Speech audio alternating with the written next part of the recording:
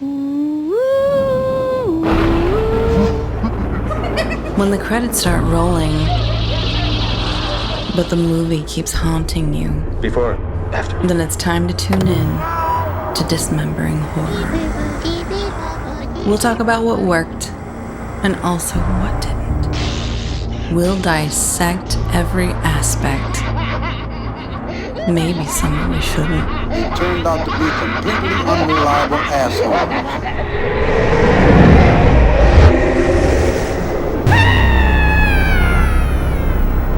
Take it away, boys. Hey, Tim. Hello, Ryan. And hello, everyone listening. As our introduction just said, this is Dismembering Horror. What she did not say is this is episode 203 of Dismembering Horror. And we'll be dismembering Renfield today. Renfield. What is dismembering, Tim? Oh, wow. This question, dismembering is the act of verbal... I was going to try and say something like smart. No, we just pick apart a horror film. Yeah. And talk about cool things.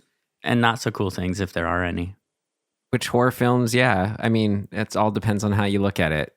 Right. All right. Well, that's it. Yeah. Pretty basic. No, I just like to check in every once in a while.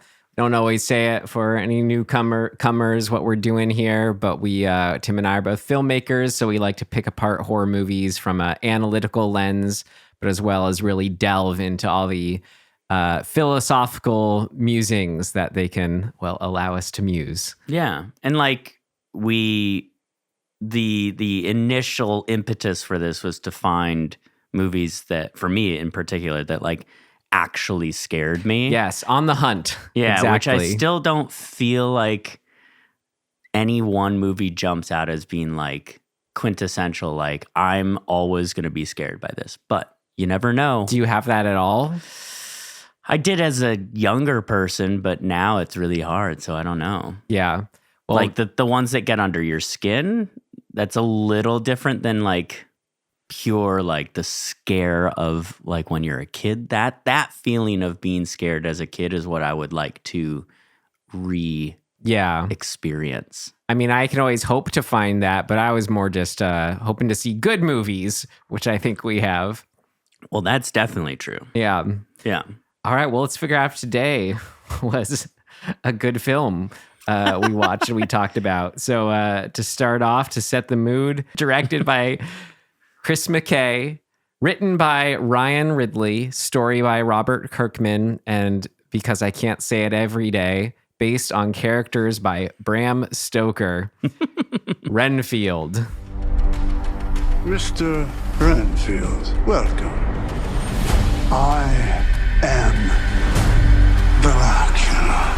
You will make a very good assistant. No! He's evil. We will protect you! You have the word of the most trusted institution on earth, the Catholic Church.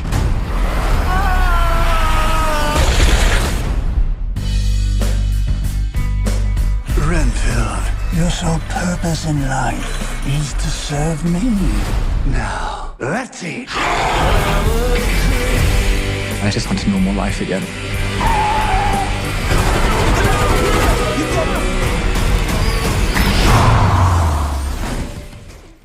Our rating, Tim, comes after our trailer. What would we tell ourselves regarding Renfield? Would we tell ourselves, talking to ourselves, to avoid, stream, rent, or buy Renfield? Do you want me to go first? Sure. Oh, okay, I will. I will buy this. Wow. High praise. Yeah. This is everything that I wanted out of a Nick Cage vampire movie that I didn't get in Vampire's Kiss. Right. No, I think this is... It's firing on all the individual sort of cylinders of the fun horror comedy, gore, fun gorer comedy. Gore, yes, okay. I don't know if that's a term, but I just made it up because it seemed appropriate. How gore sounds like horror? Yeah. Okay. And like, because it's not a scary movie. It's not like, it's not meant to be. That's not its aim, right? Like but it out is of all the still movies horror. on your hunt for a film that scares Totally. you, it was This is a Renfield. whole different thing. In the same way that like Evil Dead 2, like I think that it's firing in that genre, which I absolutely love when it's done well. And I love Nick Cage. I just do. And like Nicholas Hoult is cool. I have nothing against him. He's good. I just think it's so fun. And it's like, this is weird to say maybe, but not for our show. It's not. But like, this would be a comfort movie to me. Be like, oh, I'm feeling sick or down or whatever, lazy, and just want to put something on. I would put this on. Just get wrapped up in Nicolas Cage being Dracula. Yeah, absolutely. Right. Great. I will, I can't give it that high praise. I loved a lot in it. Well, like I just said, I could find comfort in Nick Cage's Dracula performance. So I have a lot of good things to say about that and about other things. But overall, it's like a solid stream for me. Wow. Yeah. Interesting. Like a fun enough kind of maybe Saturday afternoon thing, but held back by, I did not think it reached its full potential for me, unfortunately. Okay. As there were some great ideas in it, but it didn't quite entirely coalesce, unfortunately. I mean, I can see that. Yeah. Cool. All right. So Cure, you gave a stream to. Renfield, buy it. It's not supposed to make sense, man. This is just what I would tell myself. Yeah. Well, let's hear more what you'd have to say to us as we get into it more with our summary. So we got a big Renfield fan here in the house. How would you summarize this film? Give us a quick lowdown just to get us all on the same page here. Okay, well, first and foremost, coming off of the original Dracula film, like what was it, 31 or something like that? This is the same characters and universe. So using that, well, not actual footage, although I think they probably did use a couple backgrounds, yeah. But we're in that world, so we're in the universal monsters of the 30s world, and this is the Renfield and the Dracula from then. Now, whatever it is, 90 years later, I think the trailer said. Yes, retconning the other Dracula sequels, like what they did with Halloween. Yeah, like whatever. There's like 10 of them, so who cares? So it's those guys, and now we're in modern times, and Renfield is still the slave servant to Count Dracula in the modern era, and is kind of sick of it because he feels like, you know, he feels unappreciated and at the mercy of this guy. And so he starts going to what do you call those? Self-help, not self-help, that sounds derogatory. A support group for people who are in codependent relationships. So the whole spin is like a take on Renfield's, you know, experience in this unhealthy relationship. Codependency. Which I love.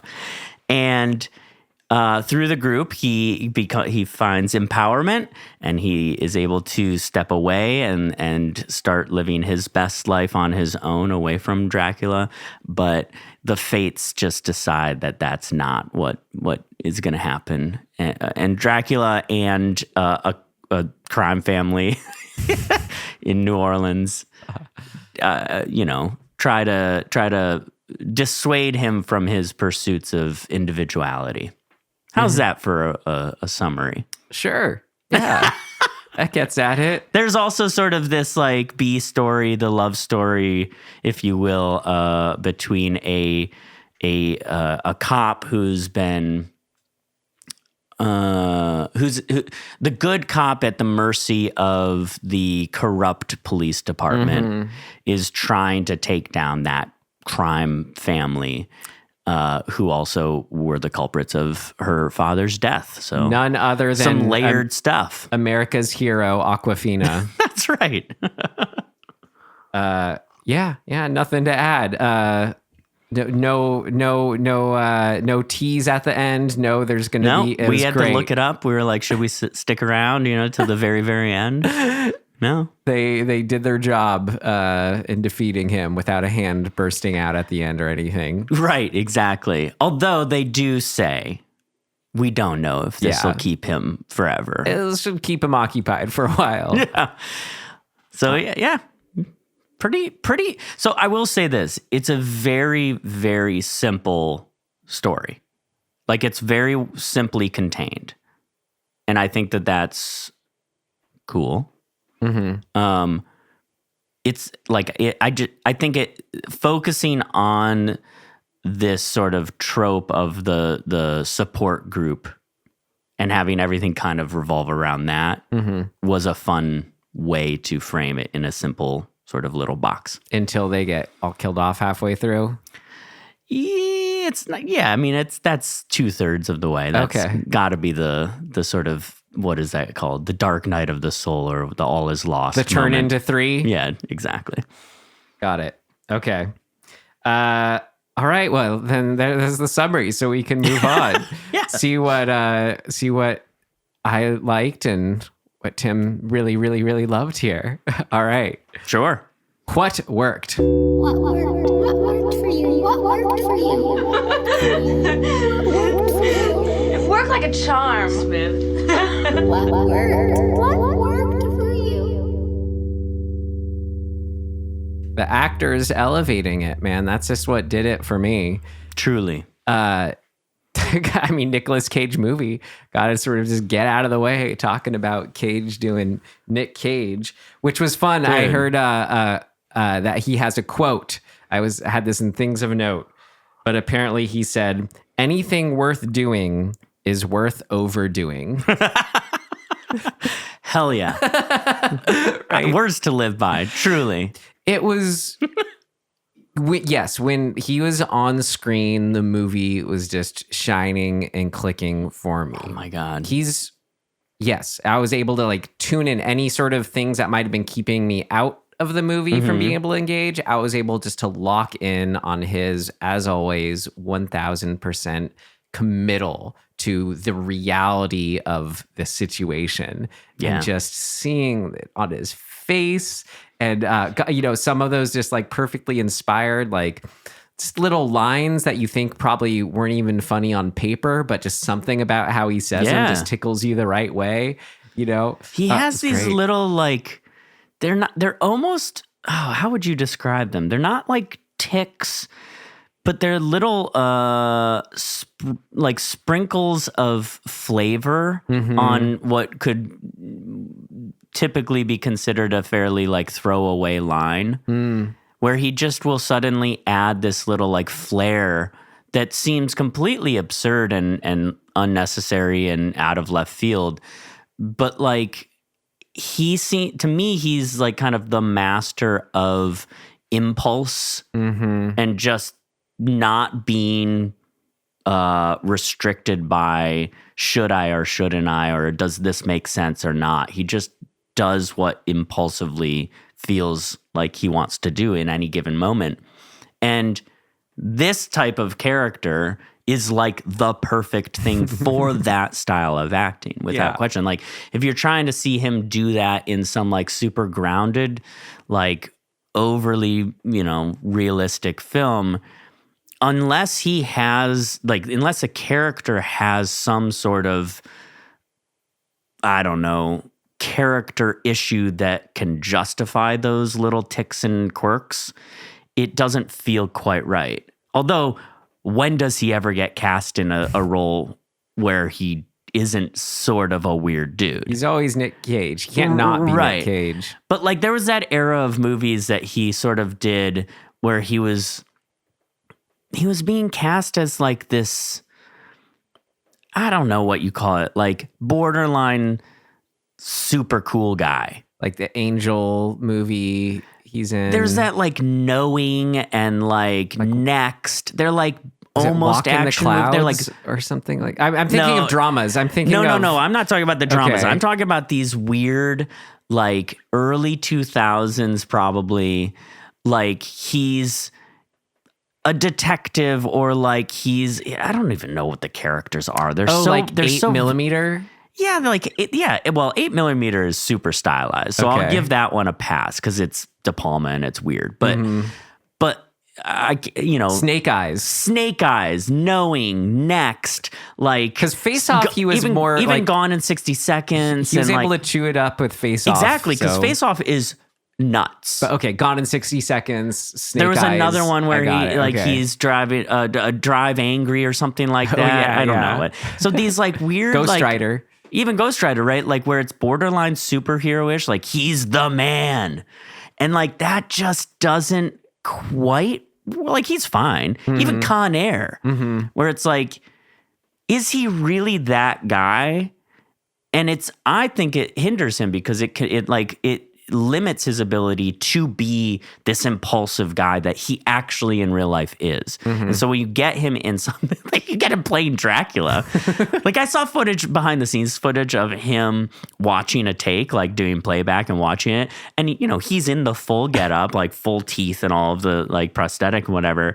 And he's sitting there with blood all over him, watching the monitor going like, like he's reveling in this. And like that to me says a lot about when you're landing with like the essence of who you are as an actor and the perfect movie or script for that or character for that. The essence of who you are as a person, because these sort of impulses you're talking about are, if something's an impulse, then there's honesty inherent to it.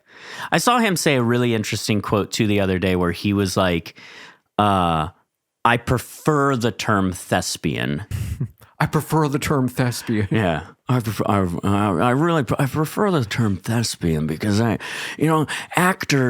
acting is just sort of a thing that you do, but it's more like it's from Thespis. It's like the Greek guy Thespis.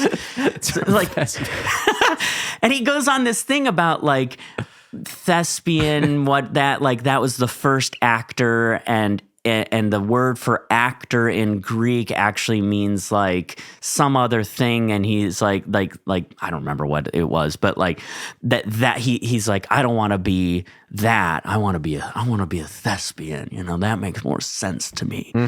And I appreciate his well, as he put it, he's like, I'm gonna kind of get, I think he said nerdy or whatever about it, or pretentious, I think he said.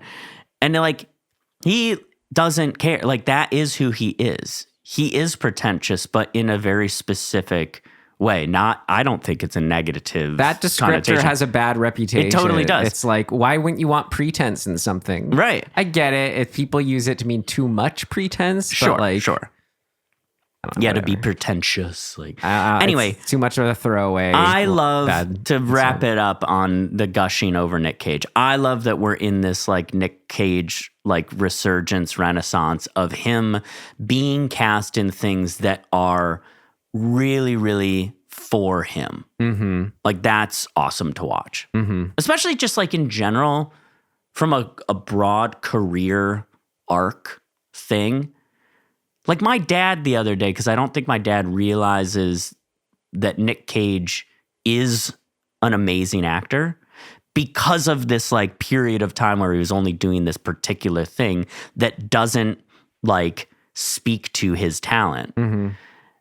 My dad was like, I mean, what are you going to do? Just like cast Nick Cage in a thing? Like, you need like a good actor. And I was like, what did you just say? Mm-hmm. Because there was 20 years of movies that were kind of like, I don't know, whatever. And if you didn't see Adaptation or Leaving Las Vegas, you don't know how good he can be in those 20 years. Mm-hmm. So I had to correct my dad, basically, is what I'm saying. And show him Adaptation. And be like, listen, he's amazing. You need to peel back the layer a little bit. But I love that now he's, broadly doing movies that like more mass consumption movies that people are like getting to see how good he is. Yes. Again. Yes. If they hadn't. I'll be curious to touch more on the Cage-assance in our Cage-assance, on exactly. our things of note section.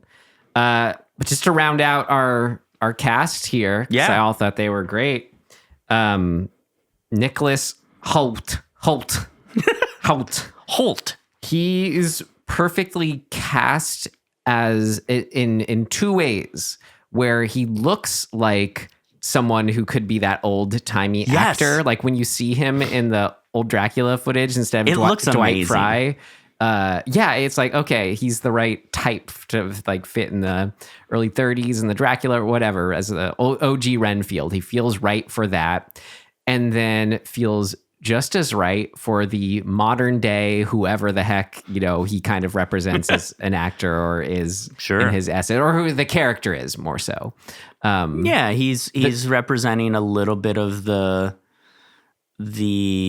what would be a good word for this? Like he's sort of a modern day, like sad, depressed everyman going through it, trying to figure out his life. Yeah, every man of that age.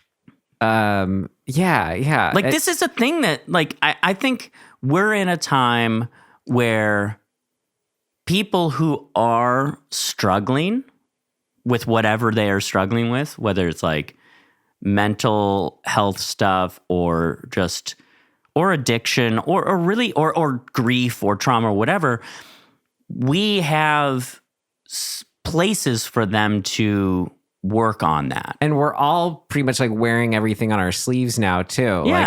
Everyone's it's very different from the kind of, I don't know, keep things to yourself era of 20 years ago even. I don't know. What year does the 1930s Dracula take place? Is it like late 1800s? I can't remember. I think it's more when the book takes place. Yeah. When is that? Is that 1700s or 1800s? Yeah. 1800s? Okay. Okay. That makes sense, right? Anything before 1900, all the same, right? Well, yeah. I mean, the whole 1800s. No, that's my joke. Like for my purposes, it's like all just old timey stuff. I agree. I have a hard time deciphering until you get into like more medieval shit. Mm-hmm. Is it like Elizabethan or is it Victorian? I don't know. So either way, Nicholas Hoult, captures. Is this our second movie with him or third? What else has he been in? The Menu, dude. Right. He's the guy. He's the worst. Yeah, he's the guy who's the worst. In that too. And then Awkwafina, of course, who, you being a big Marvel fan, when I was looking back at like, what's a Marvel movie that I liked? Shang-Chi. Recently, Shang-Chi, and it was so just good. Because of her. It was basically just because of her. You're crediting your entire enjoyment of that movie to her? A lot of it. Wow. A lot of it. I thought the action was a little better than the other ones, like the bus fight scene or whatever. Pretty crazy. But just her and her shtick of just reacting, being incredulous against, you know, ridiculous things. I'm all for it. I will always enjoy it. I was definitely thinking during this, I was like, that I can relate to this character. When she's just yelling F you to like the cops in the department, like her colleagues. I was like, man, that's my energy at work right now. She's just like a Jack Black for me, where it's just like everything she does is funny. I don't know. I just like it. I like her. All right, our actors, of course. Well, I will say also, I want to say that the main bad guy, the Lobos guy, who I don't know. Oh, Sonic. Ben Schwartz. Ben Schwartz is his name? Okay. I've never really seen him in anything. I never watched, what was he on, Parks and Rec or Community? I only know him like as the voice of Sonic, which I have seen both of. Well, I've never seen him in anything, but I just know of him because there's like memes about him and Andrew Garfield and the kid Steve from Stranger Things, whose name I can't remember, that they're all kind of the same person. And so I've seen like jokes about that. And that's it. Like I have no context for what's his name? Ben Schwartz? No context for who he is at all. He was funny too. He was great.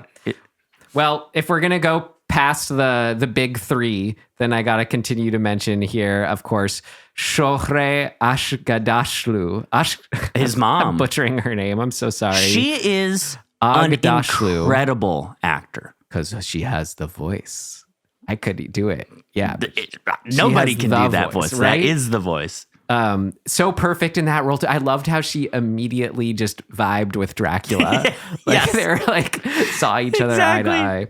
And then of course the whole group that he meets with. They're all great, but special shout out. I gotta shout out the wonderful Jenna Cannell as Carol, who has the featured bit where she's trying to tell her story every time. Carol always gets so good cut off. Shout out to you, Jenna. Shout out. Always great. Original Terrifier. Upcoming film, The Build Out. All right. Well, more that worked, I think, too. After the characters for me became just like the world building, where that's where I get where maybe you're coming from in the like comfort movie. Characters, world building. It's cool. It's New Orleans. The bar's funky. It's kind of like a little grimy, but also like a little clean in a sense. And I don't know. I dug it. I like it. It's into good colors. I love the color. The way of this he movie. soups up his apartment is just kind of fun and endearing. So just all that, and then it's kind of interesting intersection of the old world Dracula meets the new world mob boss, but like they're going down under the sewers. I don't know. I just liked all that. I love it. I love the setting and the set decoration and design so much. Like it's colorful in a, it kind of reminds me of What We Do in the Shadows, has sort of a similar palette. I just think it's fun. It's like a fun, over the top, like that. The design of when the hospital the abandoned hospital that is their like lair, and the design of all of the blood bags hanging there around his like throne, like his new throne is that, and I just those little sort of design details are so exciting and fun to me. I also love that when Renfield breaks away and gets his own apartment, he doesn't have any context for like what it should look like. Oh, he's trying so hard. It's so endearing. Like, and so I'm trying to be a normal person. So he's got like the most random, weird self-help like posters and stuff. Maybe my favorite bit in the whole movie hilarious. Was his self-help posters that are just the most generic, like circa 1995, right? Just like aspire, persevere, whatever. Yeah, exactly. So like then having him paint it in this like pastel, like really over the top color. I love, because it kind of, it's a nod to both the literal, it's the metaphor of him, being in darkness all the time and wanting to like brighten it up and like have color around him, but also this sort of nod to him coming from black and white and like breaking out of that, but not really knowing how to do it and do it in a pleasing way. Cause like those colors together are a lot. And then he has a sweater that's like the same color palette. I just like all those little design details I love. Yeah. Bursting out of his sad black and white world. And he's still super pale. Yeah. Cause he's never outside, right? I love all that. Right. Just to mention it again, we kind of alluded to it, but at the heart of this movie, it's like really, really working. So just to reiterate it, is there's something that feels like modern, contemporary, good story of like guy going through this self-help journey, all that just is highlighted in such a fun way when it's someone literally from the past 90 years ago, stuck in time. I don't know much more I could say on it, but just, I don't know. That's really the heart of the movie for me. I think you're right. Because the movie is really, really about people individuals having to fight against a bigger power. It's a long-standing power too, Right. that Dracula is a perfect embodiment of. And then the correlation of that to like the interpersonal codependent relationship and the power dynamic within that, and being like, the joke that Renfield is in a support group for codependents and his codependent is a narcissist is so perfect because of the broader context of what's going on, right? Like the joke that it is a one-to-one, like it's the exact same thing that your typical normal person who's a codependent is going through versus this not typical, supernatural, completely outrageous fantasy world. Yeah. It's the same thing. Right. And I love that the correlation is so exact. Well, it's fun too, and it's kind of why like the mob characters are helpful for this. They straight up say, "Oh, we're into evil. We're like evil in today's world." Yeah, exactly. So that they get along and all that. But you have, people. I'm just like thinking of different ways people describe. Well, what is that? Evil? What are the sort of words we have to describe that? What's the way that we've been doing things that is not working, that we have to totally be doing the opposite of? And I like I forget the author who used these terms, but my favorite, I'm always talking about this with people, just like we are here now. But it's the idea of like living in a dominator society, I think is the word. And the opposite being a like I forgot the exact word she uses. No, like supportive of each other. Oh yeah. Like I see what you mean. All working together. Yeah. So to have a literal like face and voice of that evil, of it's been basically the self-serving narcissism, and it gets wrapped up in all that. He wants to rule the world for him. It's that incarnate. He thinks he's a god. He literally says that. But we do. It's great since that's just, you can't get bigger in sort of the woes of our world when you're just trying to distill down how is evil manifesting in its most destructive way in our world right now, and it's people's core psychological level issues. So just to have like Nick Cage as Dracula, that's Nick Cage's icing on the cake, but just that it is Dracula being able to like be confronted. He looks like this old timey, we have that association with the old movies. So to have this embodiment from that old times be there to argue with someone who is also a part of that time now is here in our modern world with a support group to support him, being like, I'm not going to let you push me around anymore. And just to have those back and forth moments, like I loved when Dracula visits him at his apartment and like judges it all. It's just, that was like the promise of the premise for this premise for me. Well, yeah, it's really interesting because it is a microcosm of what, maybe this is true for everywhere on the planet, but in particular of like the US going through progress. And there are antiquated people who want to hold on to power in the way that they did formerly. Because it's the way we've always done it. Exactly. And then there's people who are progressing and learning that there maybe is a better way that is better for everybody or like most people or whatever. And so like so you have that, and then to me, it's this really cool, I'm going to have a hard time explaining this.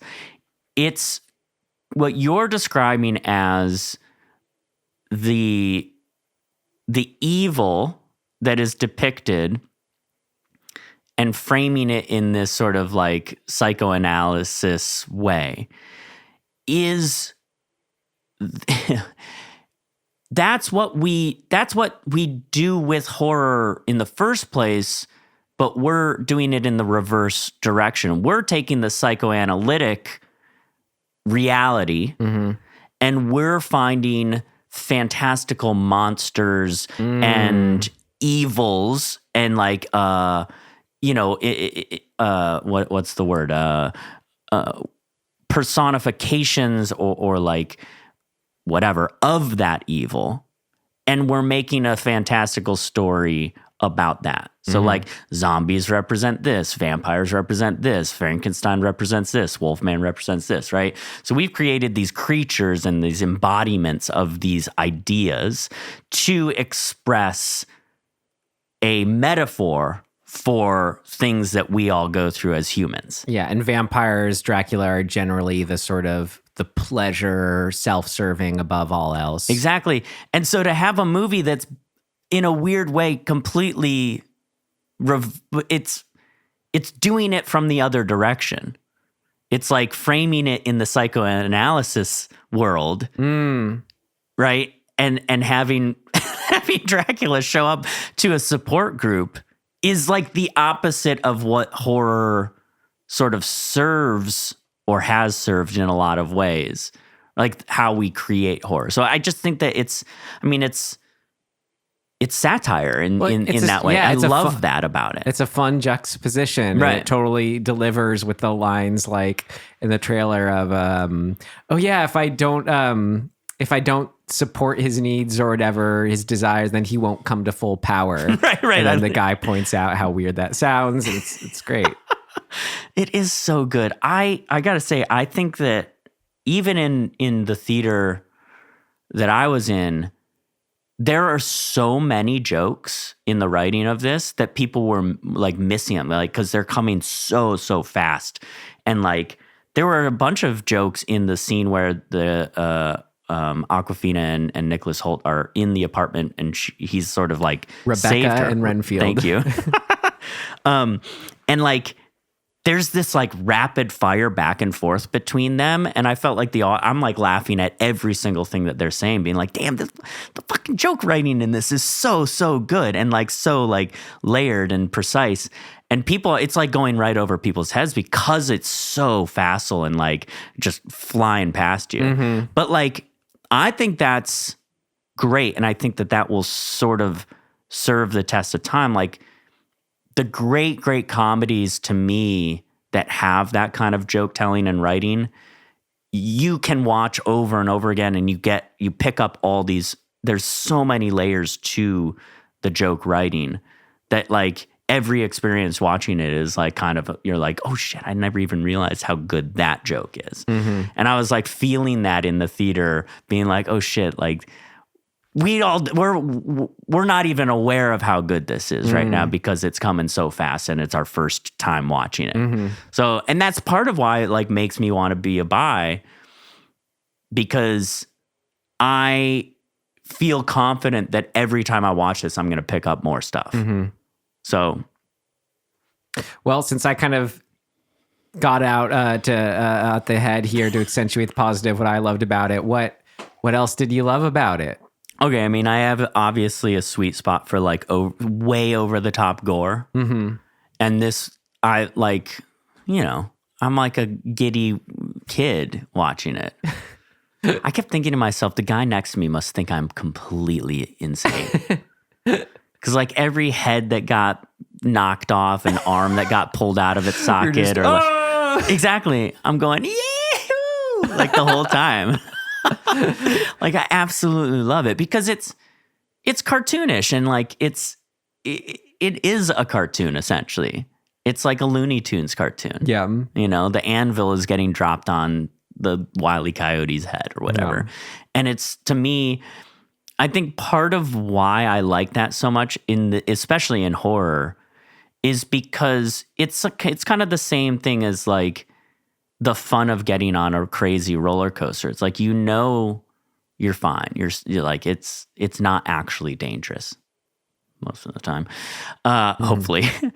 But like, you get to kind of let go and just revel in the craziness of it. Like somebody getting their head punched off is so ridiculous. And so when you see it happening, it's, I don't know, for me, I can do nothing but like laugh and like be overjoyed by just the craziness of it. So I love that stuff. And like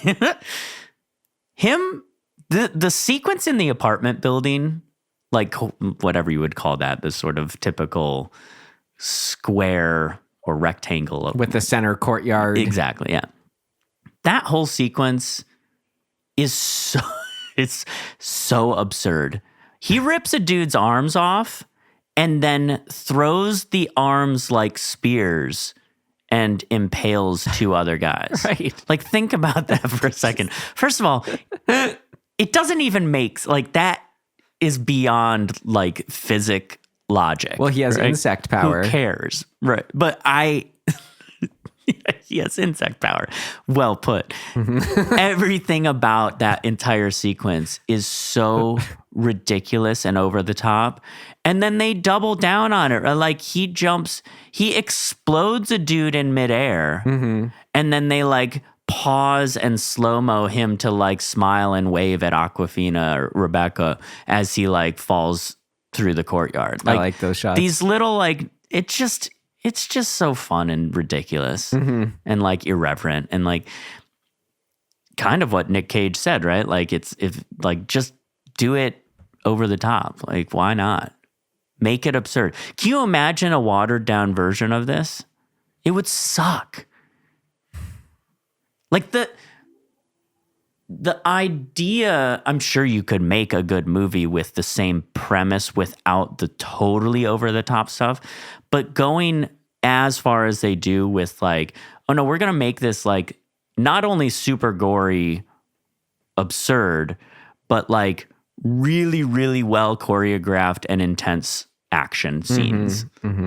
Like Renfield is doing like acrobatic like martial arts stuff like and like that. it's so crazy, but it's logical, right? Like he over the years, I suppose, with his bug power would be, he'd cultivate some good fighting skills. Yeah, he's supposed to be on the level of Dracula and their kind of heightened physical prowess. Yeah. So I buy it, but like it's shot like, I don't know, what's a good crazy martial arts film, like modern martial arts film where it's just like insane action? That's like Crouching Tiger. Yeah, exactly. Hidden Dracula. I don't know. Yeah. Crouching Renfield, Hidden Dracula. Yeah, I don't like that. Okay, well, anything else you really loved? I like like I said before, the sort of the contained nature of it too. I got really worried when Dracula says like, I'm going to go like world domination is my goal. I was like, ooh, I don't know. This feels, if they open it up to that and that's his goal and it becomes this like big global thing, like that's where the movie goes. I was like, I don't think I'm going to like this. It seems too big of a idea. But like having him think that and then contain it to this little like insular world of the crime family in New Orleans, I was like, oh yeah, no, this feels good. This makes sense. So I just like that the containment of the story exists in a very, very small little world, right? Like it involves 4 people essentially. And then some bigger ideas of like the corrupt police department, the crime family, New Orleans, but it's all within that. And I and the support group, like I appreciate how contained it all feels. There was a moment where I was like, is that bad that it is so kind of insular to this little story? But I was like, no, that's the point. It is just about the relationship between Renfield and Dracula. Everything around that is just serving that, like getting to the catharsis of that relationship. Yes. So, great. Cool. All right. I mean, I think all I kind of touched on last thing I did have, I just liked, we already said, I liked the old footage, but I just thought it was really interesting and cool how it works as a direct sequel, which I was not expecting. So good. Yeah. Yeah. And like, I guess also to just add I just think how fun the set pieces are. And still, it's still a Dracula movie. even though it is dealing with this other angle. Mm-hmm. It still stays true to the Dracula-ness of it all. And I like the design differences, I think, are really cool. Like, they did a really good job of mixing the old design with like a modern sort of, elevation of that. Which is kind of New Orleans in a lot of ways, too. Yeah, exactly. Gothic, old and new on old. Yep. Yeah. Yeah, really smart to set it there. Yeah, I dug it. I liked his fangs, too. Oh, yeah. I liked his fangs getting ripped out. Oh, yeah. Then regrowing. Yeah. That was cool. And then Renfield punching him with the fangs still in his hands. Right. Just everything about it, like every little tiny fun detail, it just makes me be like, yeah, that's awesome. Great. So, all right. Well, for a very different section then, should we proceed as we do? Please. All right. Here we go. What did not work? It's not ready yet. Seems to work okay. No, something important's missing. What did not work? Well, kind of like you're just getting into there as far as the core of it being their relationship. Don't need to go bigger than that. I felt, at least for me, this was one where I was still like trying to figure out exactly what was not meshing, and I was hoping you could help me, but Maybe. you Let's find did out. not seem to be issues for you. We're like, just could have used more focus on that somehow, like that. Like the trailer, it was like hype for something that never. I was like the movie not matching the trailer on that level of like that. It's cheap to use a good song like that, but you use Creep, and then it's just the picked great moments of their looks, and just on the trailer, I was like into the characters, and like I got that like idea of like he's got to stand up to Dracula and fight for himself, but it never like got me going on that level. And just, I mean, I don't know if I could pinpoint exactly why, but maybe some elements that were contributing to that were like, I didn't need so much background on Awkwafina's character, Rebecca, where it's like, I didn't need her to have like the dad who was in the police force, Like, I just liked her enough. And just, if she's just, on for her own reasons, just has to, because she's not the corrupt one.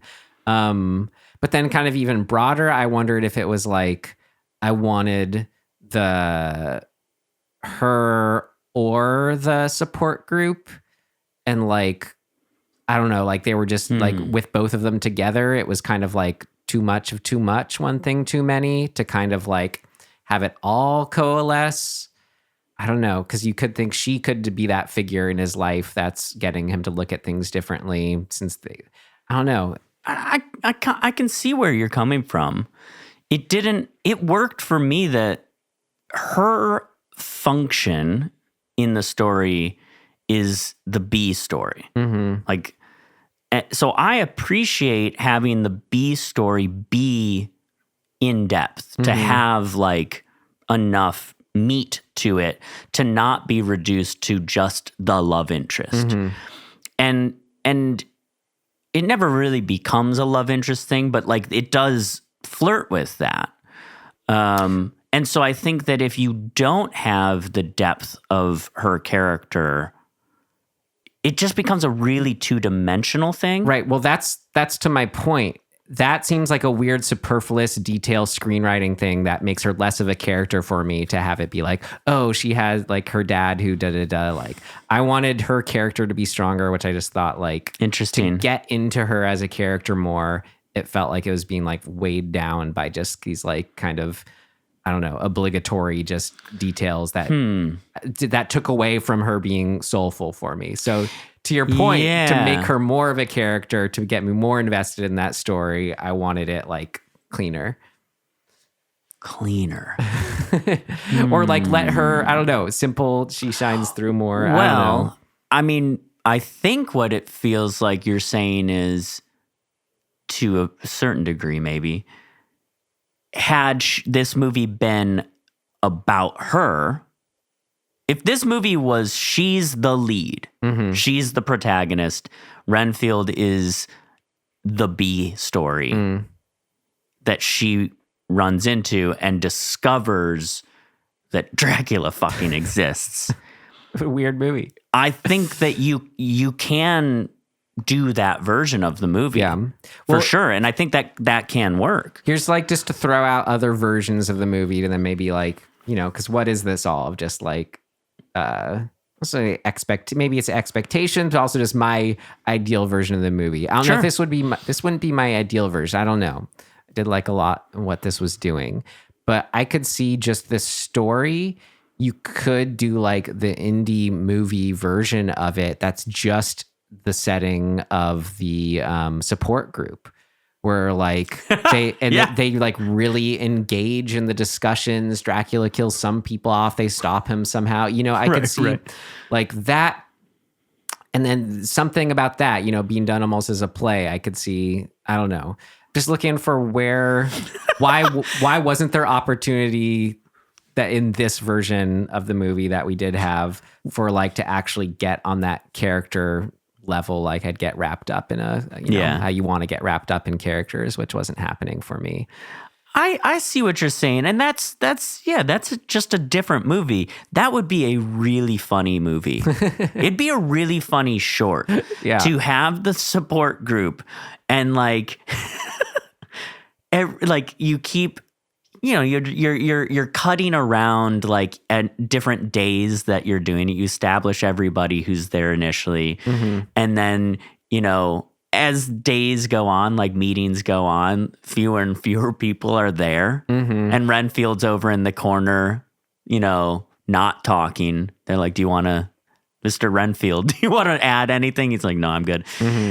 And we get to know that he's either it's him snatching people from the group or the reason he's there is like in the movie that he's trying to get away from Dracula and Dracula is the one snatching people. And that has to be revealed at a certain point where it's like it ends up just being like Renfield, one other person in the group and the head of the group being like, man, our numbers are really dwindling over here. Yeah. Like that's a funny joke. Well, maybe, and a contained one. Like I think you could make that in a small version. Maybe that's where I was getting at, like the group being less would have been like better for me in a way. It is a big group. It feels like it could have, or not the amount of the group, the amount of that it's in the movie. You know?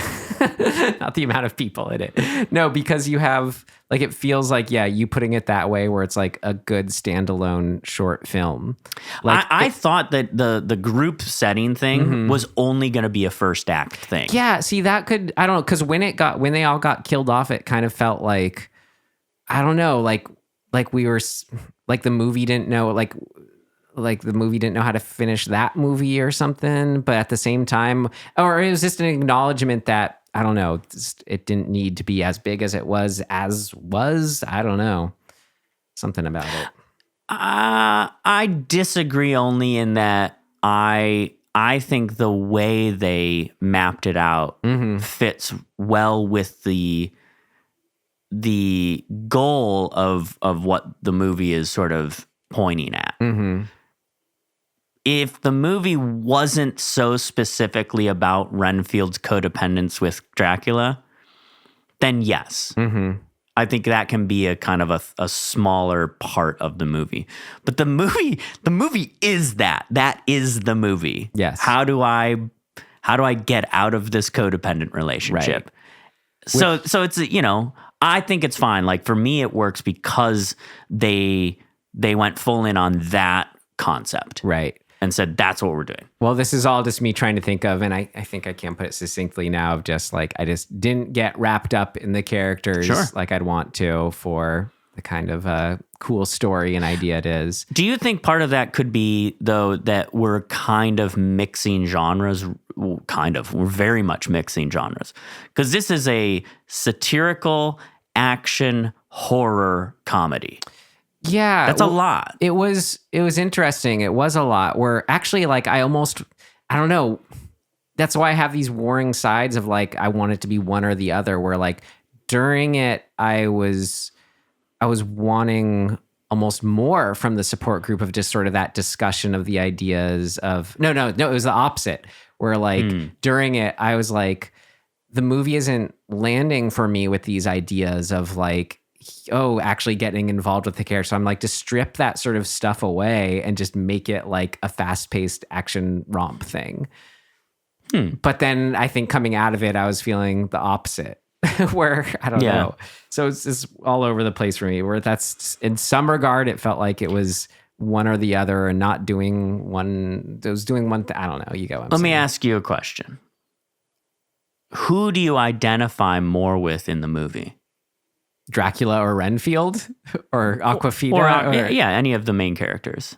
I think we are, I mean, kind of like how we're all supposed to identify with Renfield and like just, I want to become the best version of myself. You know, that's where But did you identify with the self-help sort of support group trope of like what his goal is? Or is that just not like... I could relate to like going, just... Well, here's a better question. Have you been in a codependent relationship? I don't want to touch on that here. Because I have, and I think for me, that was like, oh, damn, like I'm really like, yeah, this is what it's like. It's crazy. Like, I know narcissists, they're hard to deal with, and that's been a thing I've had to like deal with in my life. So for me, I was like, yeah. Mm-hmm. So it gets to a bit of that. What is that called?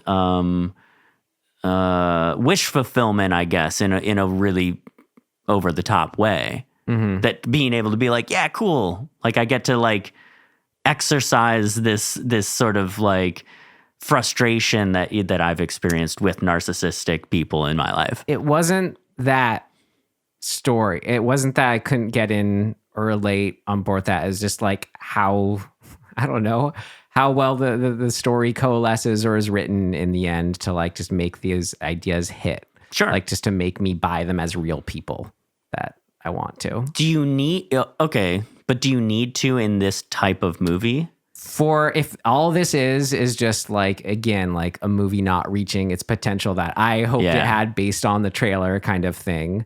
It didn't reach this sort of like, I'm rooting for his character at the end wrapped up in it all, you know? It just was it's just, I don't know. I don't totally disagree with that. Mm-hmm.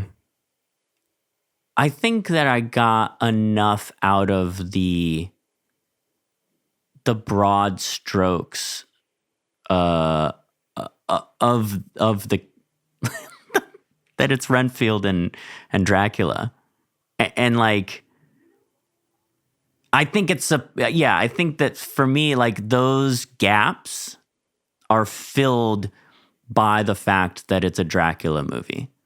So like you're getting this almost automatic support, or for me, I was getting this automatic support by all of the actual lore of Dracula. This is going to sound mean then, but it's like, that's kind of what it is. It's like, okay, so here's a movie that's not totally working, but look over here, fun Dracula stuff, gore. I don't know. It's how I felt maybe a bit. I mean, that's it too, where it's like even the gore stuff. So then here's the other side of it, where it's like, of course I love that stuff, you know, but the way it all like looked and felt here, it would just be like Nick Cage turns into CG smoke and I just kind of tune out. That's my biggest did not work. Okay. Literally the CG smoke, it only happens like 3 times maybe. Yeah. And each time I was like, that's awful. Well, yeah. So why did you do that? Don't do that. Then it's like the practical effects explosion of the priest that comes right after, which I should in theory love because it looks like it's a practical effect actually. But I'm just still coming off the just not being there from the smoke that's making him explode. It just doesn't add up to anything. That I think is one of the big, like, shit. Damn. Well, unfortunately, it wasn't just the smoke. It was also all the gore. The way the blood looked, where it was just like this. I was okay with that. It's just like CG. But I can get you on that because it is very much. It's CG goo blood. Yeah. Yeah.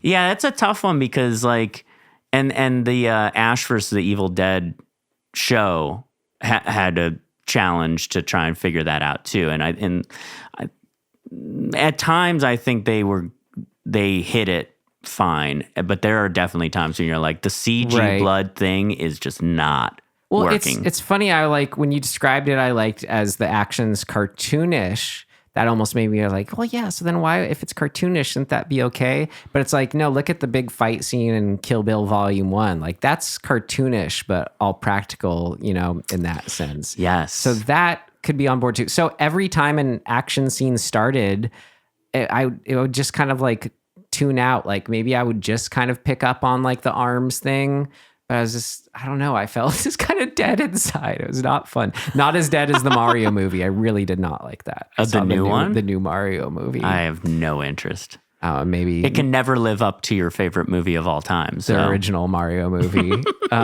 Maybe I'm just in a bad mood walking into this movie because I hated the new Mario movie so much, Tim. It's fair.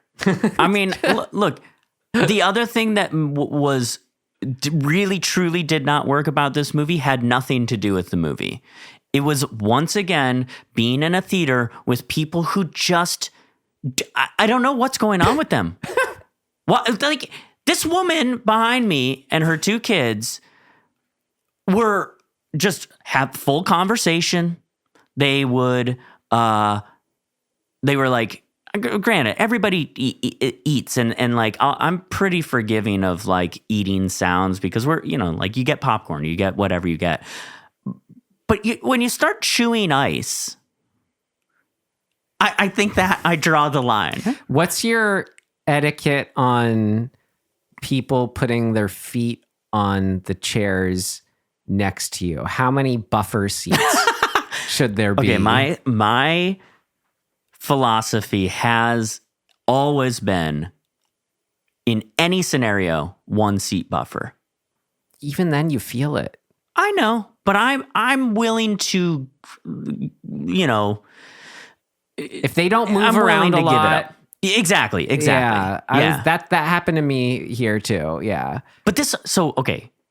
The chewing of the ice and the talking and the rustling and the moving around was a lot. In the middle of the movie, like dead center middle of the movie, for 10 minutes straight, this woman went like this. What the hell? Talk about a weird tick. I looked over my shoulder like 20 times and I straight up looked at her. I was like, hey, what are you doing? And she, nothing. Like I'm like right here looking back over my shoulder and I'm looking at her and she's just like. Doesn't it make you just want to do that right back to her?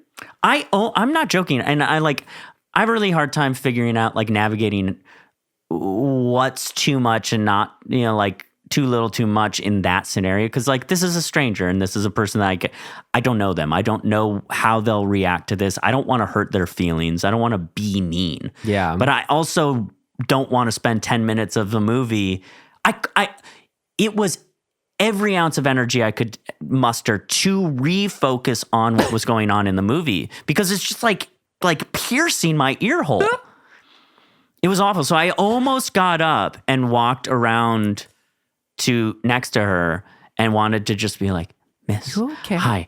I'm not trying to be mean or anything, but I don't think you realize that you are making a noise over and over again. But I couldn't bring myself to do it.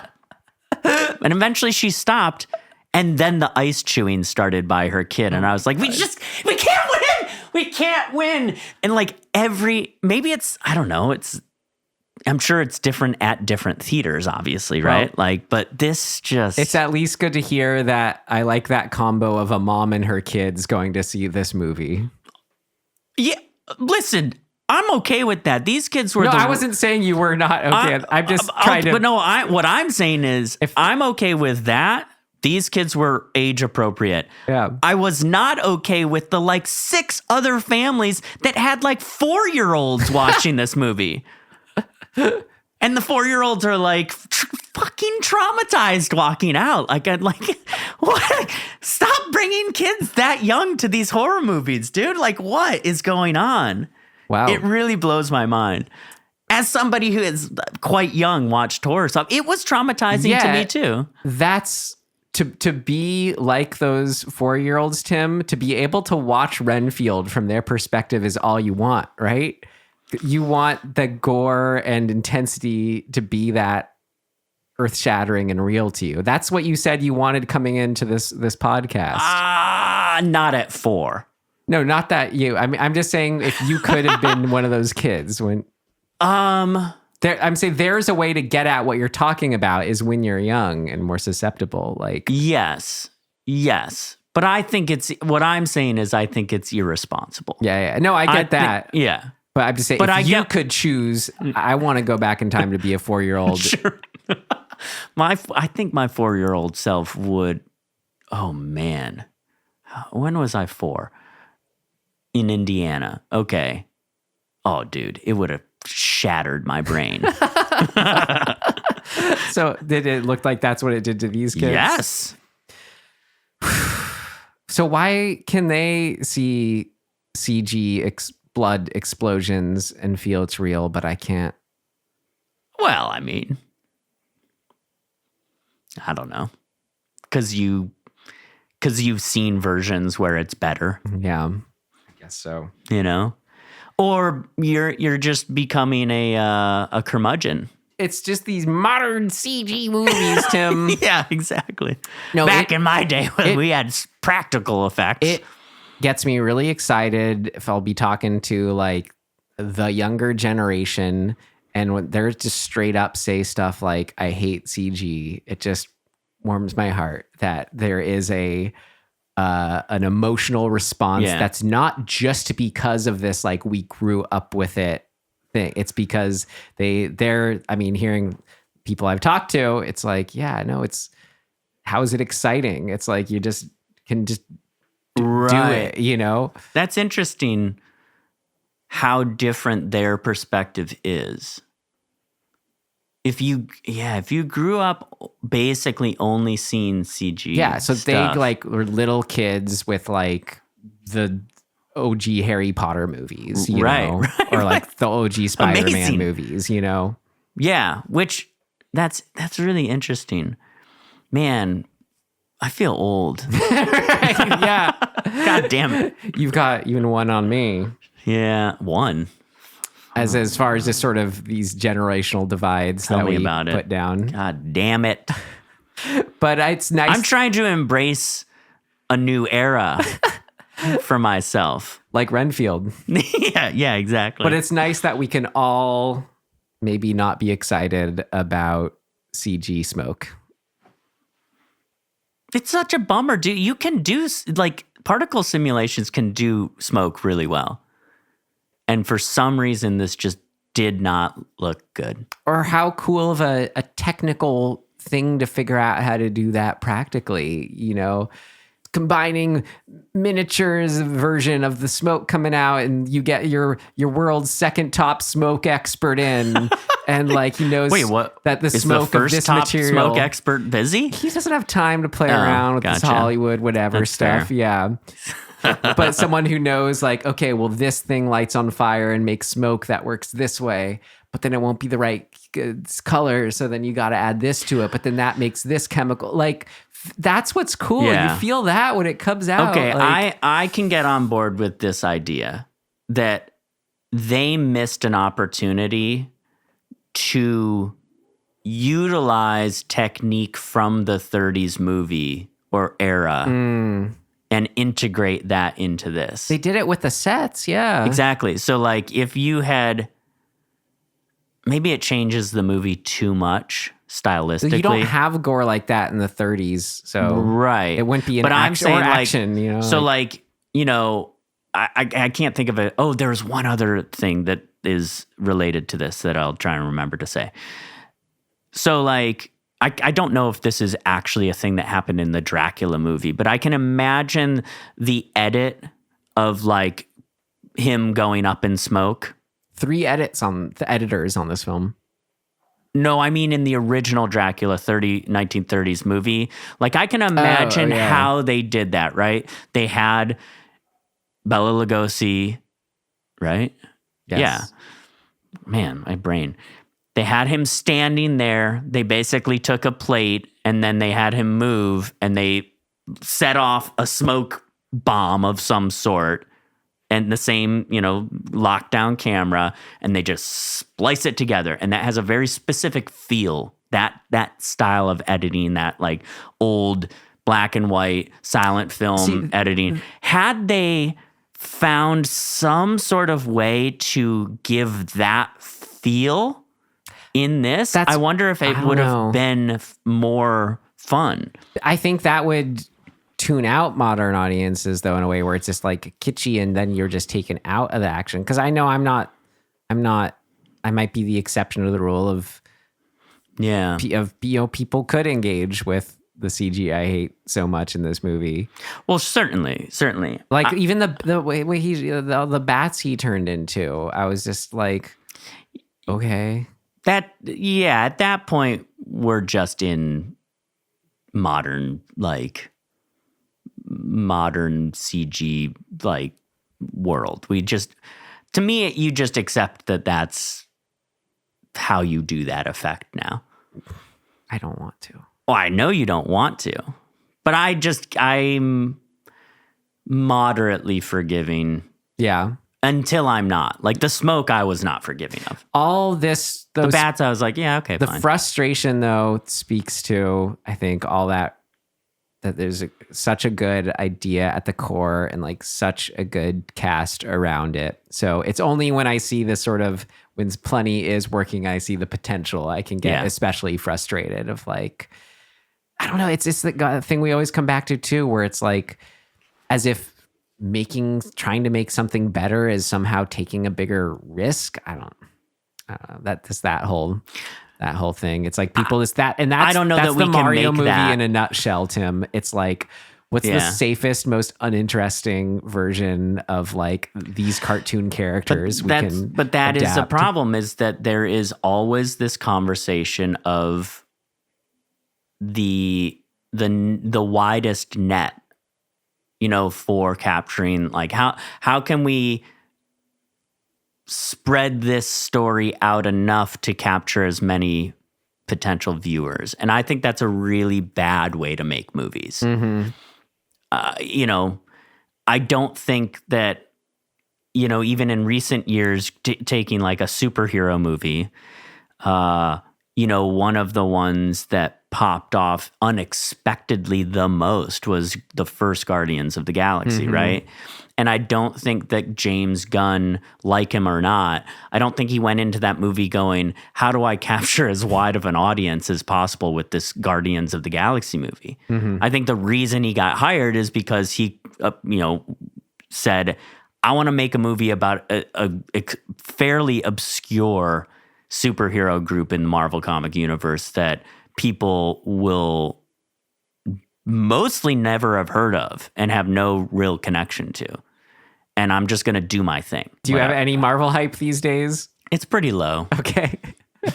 Maybe you let it chill. I mean, I'm suffering from a little bit of a malaise with it all. It even got to you. Yeah. Well, this is all pretty things of note. My very last one that is connected to what we're talking about. I don't understand why. This is specifically connected to the homaging of the original film. They bring Dracula's coffin into the crime family's estate. They close the shutters. They open the casket, and he gets out of it face down, like he's standing up, like he was laying face down. What are you doing? Dracula doesn't lie down like that.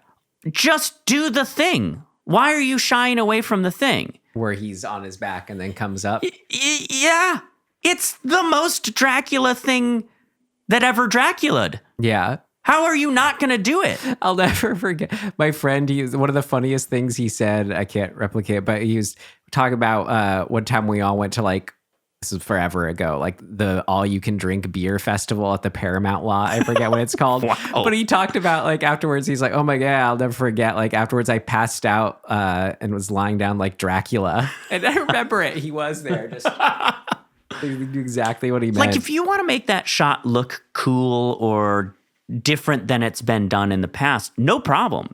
You can figure that out. I think I would if you. I was thinking, okay, I like didn't why, notice that like at all. why would they do it this way? It's a shot from behind him and he's rising up. That's cool. If you need to not see his face in that moment, if you want to see the people in the background seeing him get out of the coffin, you can do that shot and still have him rise up. I could shoot see it them from being behind. like, no one's going to notice or care. And there's Tim. Angry Tim. He noticed. And I guess they should have had him what's his name? Chris McKay. We need to have a conversation. He could have Where are you? risen, like standing creepily, but then it wouldn't have been the same. It's just, it is hard now that you mention it. Yeah, this seems so wrong to have him be like, he's lying face down like this. He just would. Yeah. He doesn't do that. He's a stomach sleeper? Yeah. Dracula's not a stomach sleeper. Come on, guys. Side sleeper at best. Well, I'm glad it didn't reduce your rating in the end. It didn't. I just was flabbergasted in the moment. It was one notch down of flabbergastment from the noise that I was hearing. Ugh, I hate mouth sounds like that. It's wild to me. All right. Next section. Yeah. Things of note. Things of note! This should be interesting.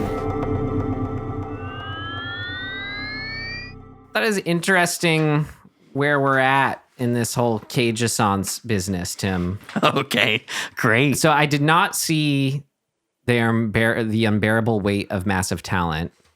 Bro, that movie is so good. Is it good? It's amazingly good. You might not like it. I've I heard don't know. mixed things. I Okay. absolutely loved it. It's got Good. Pedro. It's got Nick Cage. So point being, I can't speak to it, but I was wondering if that and this movie, which unfortunately both did not do well at the box office. It's interesting to see. Wait, that movie didn't do well? It did not. Wow. I don't know. There's a part of me that,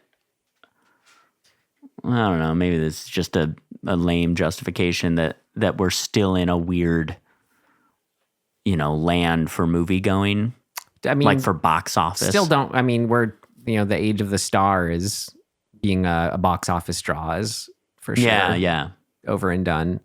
But as far as like specifically the Cage thing and what's going on with the kinds of movies he's been doing recently. So we know he's been up. I thought this was interesting. Not since Ghost Rider Spirit of Vengeance in 2011 has he done what would be considered a major studio live action film. That's the spec on it. So I don't know if that means his first, if he hasn't done a major studio film or specifically a major live action.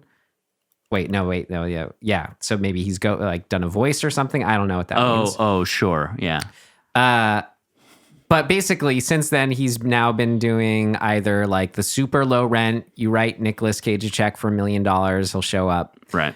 Or you think it's $1 million? Huh? You think it's $1 million? That's his deal. Yeah, that's what you hear. Get him $1 million, he'll do your movie.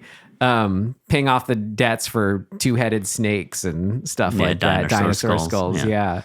But since then, so he's done, I feel like my general, I don't know if it's actually right or not, but like if I had to describe it, which I am right now, like it seemed to either do those kinds of films, write him a check for $1 million. He'll do like the whatever, low rent, whatever, Willy's Wonderland type thing, but like other or action movies, just tons. Like you look at his filmography, what he's done the last 10 years. Yeah. Or you have the more like Spectre Vision horror, which I do really like. So you have the Mandy, you have Pig, Color Out of Space, Mom and Dad. Yep. So I can't help but feel like Unbearable Weight of Massive Talent and then this film Renfield is somehow trying to like capitalize on that or like take, I don't know, I don't want to say take the best of both worlds, but it feels like they're sort of recognizing there's something there. Yeah. All right, Nick Cage, he's got this appeal of these sort of like horror or horror comedy kind of films and is like, those are all great movies. He contributed to the greatness as he does. But But then for me, I don't know. It just seems like this one, then you're taking the worst of the kind of mainstream movies in a way and like combining it with that. And then What do you mean the worst? the CG we were talking about, the worst aspects. Yeah, you mean. yeah. Okay. The sort of, at least for me, the story that didn't add up to making the character click in the end. Yeah. All that stuff. I don't know. So nothing really to say about it, but just interesting looking at their trajectory and just feeling like this was like a mainstream attempt at like whatever he's been doing just outside of mainstream of, big budget Hollywood. I, without knowing anything, would venture to say that I think it's just a result of two things. One, yes, that he's done a bunch of these sort of lower tier or budget genre films, but have been received really well. Like people really, really like that culty sort of thing that he's been doing. Cult level films. That's a good way to describe what I was saying. And so there's an audience that has grown to either appreciate or be invested in that. Yeah, Renfield and Unbearable Weight of Massive Talent feel like it's as if you're trying to get the mainstream into that cult in a way. So It's just, I disagree. I don't think that there's anybody trying to do anything. I think that there are fans of Nick Cage who are making movies right now. Right. Well, that's what I think is going on. Consciously trying to capitalize on it. I'm just thinking of like, how would you describe them? Like what's out there? Like, I don't know. I'm not saying it's a conscious decision of like, we're going to capitalize on this cool Cage-assance, but it seems like it's kind of like what it is, even if it's not intentional. I don't know. I don't know if it don't matters get that, which way. I don't get that vibe, I guess, is all I'm saying. The vibe I get, and especially from like watching interviews and stuff with the directors and writers of these movies, is that they had concepts and then were like, who would be my dream casting? And they're fans of Nicolas Cage, and he's their dream casting, and then they ask him, and he says yes. Right, which is the case for Renfield too. So same, for you know sure, what I mean? Where it's sense. just like, it just feels right. Right. So maybe I don't know if it's a way of just, I don't mean to continue. Because I think what you're talking about kind of like modern filmmaking and in a certain genre of filmmaking that is less appealing to you. Maybe I'm just thinking of a way to describe what it is and what it's doing, or I'm not saying it's intentional or any grand thing about it, but that's interesting to me that it feels like it's all like, a more mainstream version of like Nick Cage would be my dream role for this horror comedy. Yeah. I guess, I mean, that's fine. I don't think it's, for me, it's just a thing that's happening. It's not, I don't think that there's deeper meaning, I guess, is for me at least. Well, maybe then I was just coupling that with, it was interesting if he hasn't done a live action big studio film since 2011. Well, there may be all sorts of reasons for that. Well, it's because like the films you described at the beginning, the Snake Eyes, all that stuff, like those stopped having a return on their box office at a certain point. So that was probably. But maybe he also was like, what am I getting out of this anymore? Well, money is what he always wanted. Like but maybe that's not like, I don't think money was. He does not strike me as somebody who's doing it just for the paycheck. He has fun for sure. He's doing it because he loves being an actor, or a thespian. And I think that I was talking about those $1 million paycheck movies that he was literally doing just to get out of debt. When I said that, but I'm not trying to group it with. Yeah, okay. Both are true. Right. To say he was doing $1 million paycheck movie doesn't mean he doesn't also love acting in something like, I was up till about maybe that Ghost Rider movie 2011. I would see every Nick Cage movie that came out in theaters. So I saw the National Treasures, and then the sort of like circa Living Down Here. I went and saw he was in the live action what do you call it? Sorcerer's Stone? What's the Mickey's?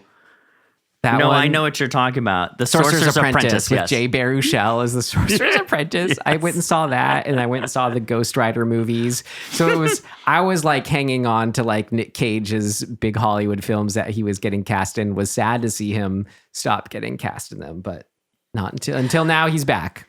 So I think part of also what you're describing is who are the decision makers and what's their generational connection to him, right? If the people, the powers that be that were like saying yay or nay to casting Nick Cage were of the generation that had seen and felt a certain way about the trajectory of his career, if those people have started and probably have started to move out of those positions of power for whatever reason, age or they got fired or they quit or whatever, the people who have replaced them are likely a younger generation group of people who have just a different feeling about him as an actor and whether or not they would want him in their movies. Right. They aren't going, oh, he's just in that Sorcerer's Apprentice, which bombed.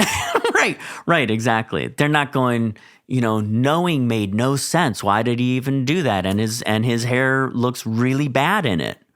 Like, they don't care. They're going, I loved Face Off when I was 17. Yeah. They're going, I loved Sorcerer's Apprentice when I was 25. Right, exactly. Yeah. They're not the people who are going, the last great movie Nick Cage made was Raising Arizona. Yeah. A little, I guess, just wrap up on Nick Cage. Not that we ever do fully. But from Jake's Takes on YouTube, I was watching an interview with him. And just it was fun to hear where he was taking things for his performance. And there's a lot. Then he had 6 other, like, on Wikipedia, it's like, oh, and here's 6 other things that aren't here as far as where he was being inspired by his role. So he is all over the place for a little context. Oh, but the question was, first he was saying he took this kind of mid-Atlantic accent from his uncle, which I thought was interesting. Which, wait, we talked about this in Vampire's Kiss, where he got his voice from. Wasn't it? Was that a mid-Atlantic thing too? I don't remember. So anyway, that's where I was coming into when the question came up. Jake, I guess, asked to him and Nicholas Hoult, any actor who you're intimidated by working with, you've worked with. Of course, Nicholas Hoult was like Nick Cage, but Nick Cage was like Anne Bancroft in Honeymoon in Vegas. And he's such a fan of hers. And he said that what she did in The Graduate made his way into his Dracula performance. So he just kind of went on this tangent of like, I'm such a fan. I was intimidated by her. I'm also such a fan that performance of hers got into Dracula for a bit. And then kind of like almost as an aside, but I liked the detail. He's like, oh, and my father, August, as far as who got into Dracula. Yeah, so, I saw him talking about his dad. Yeah. Well, catching up on Cage. Catching up on Cage. I feel like we our also, side segment. Yeah, I feel like we also got to catch up on, this is part of what has been a long ongoing attempt on Universal's part to get going a new dark monster verse based on all their OG IP. It hasn't been going great.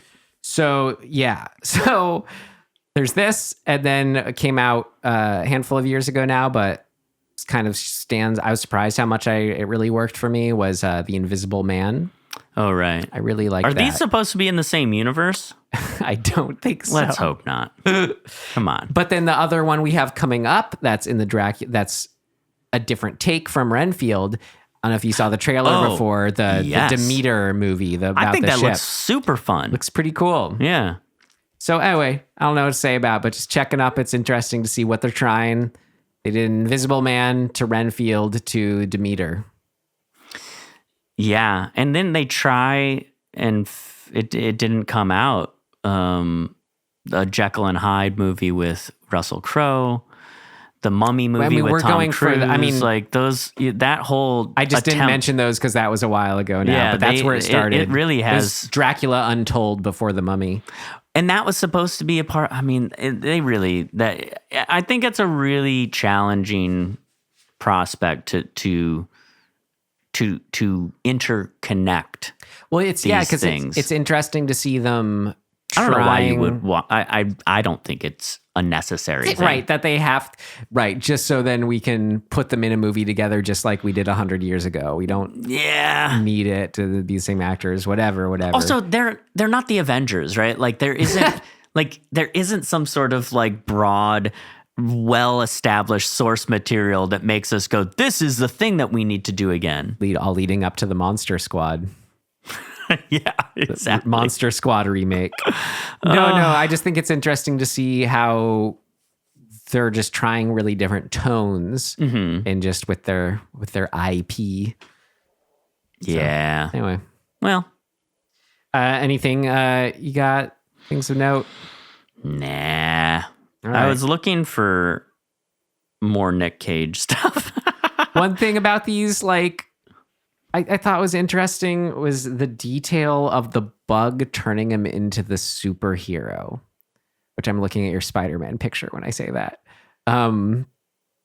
where it's just like the kind of thing, I think it's in the original Dracula book as just a sort of detail character. And then the movie, it's just like, it's just what he does. But something that's so, it's just sort of a fun, nice detail that's almost inconsequential becomes, I'm saying, like, it's interesting how we look back at like these old properties and the old films specifically, and we'll just, things that were smaller moments or whatever, they become like holy moments or totems that are like the book of Dracula in the sense, or like, the book of Star Wars with the way that this creature said this thing, whatever. It's just like, yeah, it's like when we think of Renfield, most people, if you had to say, describe Renfield, they're going to be like, oh shit, who is Renfield? He's a crazy guy. He eats bugs. Right. So it's just interesting, like what catches and then makes sort of our larger consciousness about these characters. There's a detail in like Dracula Dead and Loving It with Peter McNichol as Renfield. Yeah. Or your best friend, Tom Waits. Why is he my best friend? Because I liked Dead Don't Die. Yeah. He's in that. Wait, was that him in that? Yeah. Anyway. He was Renfield in the Bram Stoker's one. Right. So not my best friend. Because I can't speak a lot to him. Anyway, just think that's fun and interesting when like what will the larger consciousness will kind of latch on to. And then on top of that, just how it's like they're made even bigger, or like, I don't know. It's just weird. It's this interesting effect that happens. Yeah, I think it's just a result of saying, okay, if we make a movie about this character, what goes on the board of attributes and what can we exploit and not? But just it's I just am fascinated with this jump cut. Imagine Bram Stoker writing, lived on worms and flies, and just great, he's done with it. And then cut to over 100 years later or whatever, he's like eating bugs as a superhero and saying words like, I have to get bugs, and takes the ant farm. Bugs are his superpower. It's just like fascinating to that. It's definitely a expanded take. There you go. All right. That's what I got. Should we wind down here? Yeah. All right. Some recommendations, quick recommendations. Ooh. Surprised every time, Tim. We've only for 203 here. What could I recommend? Well, I cannot not recommend Dead, a new Ari Aster movie when there's a new Ari Aster movie. You got to go see it, and I didn't even know about this. Yeah. Rude. I got to go see it at the famous people were there that would have been fun to see. Oh my God. Everyone was there. It was like actual cool, fun celebrities.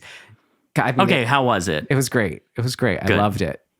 I saw one thing saying, mixed feelings about it. And I was like, I don't want to know anything. You're going to love it or hate it. I've avoided everything. The only thing I've seen is the poster and one shot of Joaquin Phoenix running through a street. Great. That's all you need to know. I don't want to see anything My friend else. Ben, who is lying down drunk like Dracula, gave it half star on Letterboxd, and I gave it 5 stars. I kept going between 4.5 and 5, but I was like, for just the essence of like the movie just in its existence at any given moment, even on a first viewing, something wasn't like, I don't know, whatever, like it's still like the movie itself that was happening was always 5 stars. I could not give it that rating. Interesting. I thought it was incredible. I think the challenge for me going into it is going to be like complete lack of expectation. Yeah. I can't go in being like, is it going to be Midsommar-y or Hereditary-y? Is it going to be Ari Aster-y? Like, you know what I mean? Like, I need to just let it if you've seen all his go. short films, you I can haven't. Okay. It is I safe just need to go let in, it go. It's safe to go in Ari Aster-y if you, because I mean, he made it. So that's okay. Right. But like whatever that means to your brain based on Hereditary and Midsommar. Like, so I went into Midsommar having, I just didn't know what I was getting into because we had only seen one of his movies. And I was like, it's obviously nothing like that movie because it's like, we've seen the trailer. It looks totally different vibe. But now I feel like we go, oh, Ari Aster, and like he's now done 2 things that we were like, those are amazing. So this better be amazing. And I don't want any of that. Well, it's playing IMAX this week and switches over Thursday. It starts playing in IMAX at the TCL Chinese Theater. Okay. For a week. So food for thought. It's put out in LA and New York right now. Well, I better get on it. Well, what do you want to recommend, Ed? The original Piranha. Oh, Joe Dante. We were talking about him, as we often do. Yeah. It's really ridiculous. And I don't even think it's that good of a movie, but it's worth seeing. Yeah. It's fun and crazy. And like, there were every time. And like, I've seen it before in my life, right? Like I saw it when I was a teenager a couple times. I remember my brother and I watching it. And like, we used to joke about the sound that the piranhas make. And like, every time the sound would start up, I was like giddy about it. What sound do they make?